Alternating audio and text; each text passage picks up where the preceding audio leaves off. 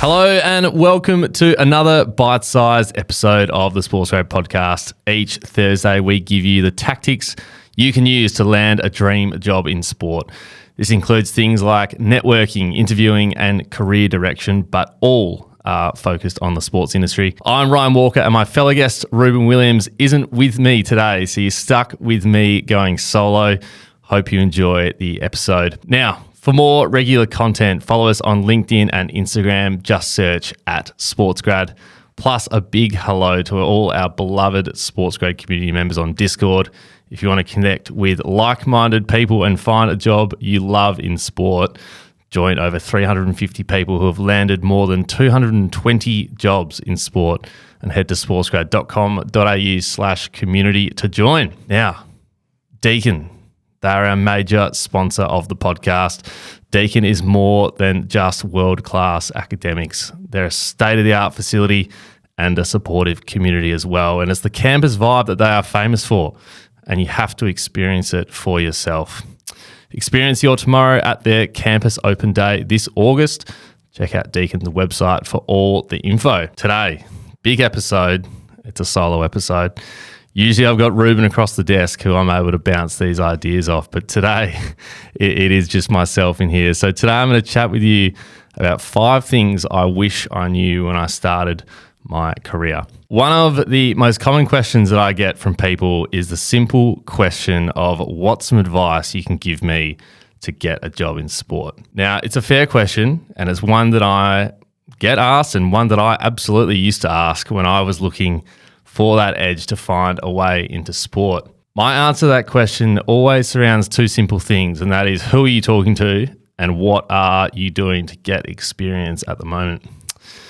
But I thought a better way to answer this question is to actually share 5 things that I wish I knew straight off the bat, the things that if you can understand from the get-go will mean that you are well ahead, and when you do end up landing a job in sport, you're a lot better prepared. So here we go. Number 1, know your stuff. Know the industry back to front.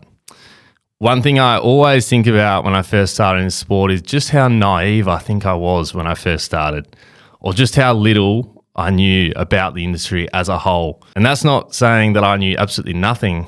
It just means that there was a whole lot more that I think I could have probably known when I first started. You actually always think that you know a whole heap about it. It's really until you get in that you understand what is actually under the surface of the sports industry. So an example at cricket, I didn't know who TLA were or MKTG were, who are some of the biggest agencies in Australian sport. They play a massive role in putting on sporting events all over the country. So not knowing that seemed quite bizarre on reflection, but that is a great example of just how much I didn't really know. So an action to take from that is just to really research your space. Check out job descriptions, actually understand what is underneath the surface of sport.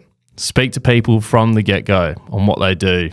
There isn't a textbook out there that describes people's jobs in sport. You've got to actually speak to the people inside to really understand and know your stuff about what is happening in the industry. So be really thorough and know your stuff. Number 2, work smarter and not longer. Time management is absolutely key. So with this one, you don't have to be the person emailing at 11 p.m. at night unless completely necessary. Right now in university, they're literally teaching you how to time manage and how to get things done in a specific time frame. So test yourself during this time. Get used to working under time conditions. It's built to essentially teach you how to get things done in the right time frame. So really work on your time management. If you can nail that from the get-go, you'll feel a lot more comfortable. Number 3, working sport is like a roller coaster. It goes up, it goes down, it goes up, and it goes down. This one is probably my biggest learning about working environments and something you can never really totally prepare for. But some days are going to completely suck. Some are going to be totally awesome. Be prepared to ride that roller coaster. Nothing is ever as bad as it seems. And you're going to have to go through the downturns to experience the upturns.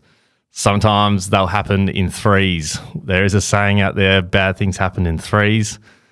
That is the same as in sport sometimes. You're going to have some shocker weeks, but just know that there are some great weeks on the horizon. So prepare yourself for that. Number 4, the importance of forming really strong relationships. Relationships quite simply open doors in the sports industry. It informs you of all the information and allows you to grow in whatever job that you're in.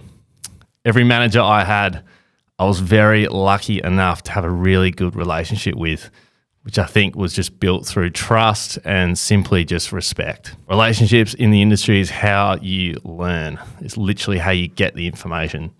So build them from the very get-go. And number 5, last but not least, the importance of confidence. We've spoken a lot on the podcast about imposter syndrome. We think, it's a really big topic today and going forward. But we think, the big thing to counteract that is confidence. Confidence is absolutely key. So with that in mind, be yourself. They hired you for the person you are and not your so-called infinite knowledge that you might think that you need to have.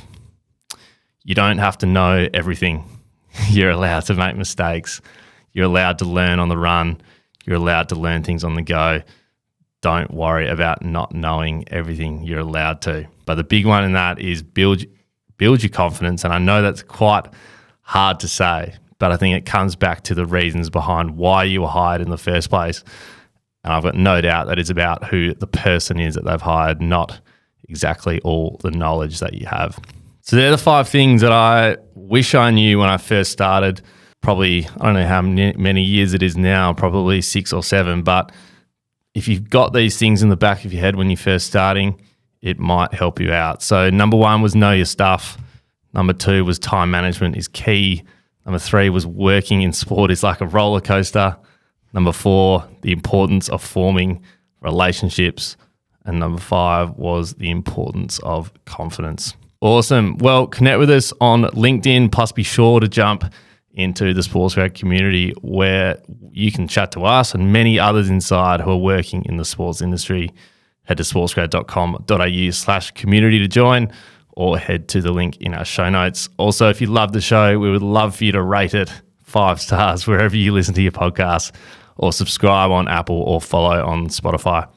Thanks for listening. See you next time.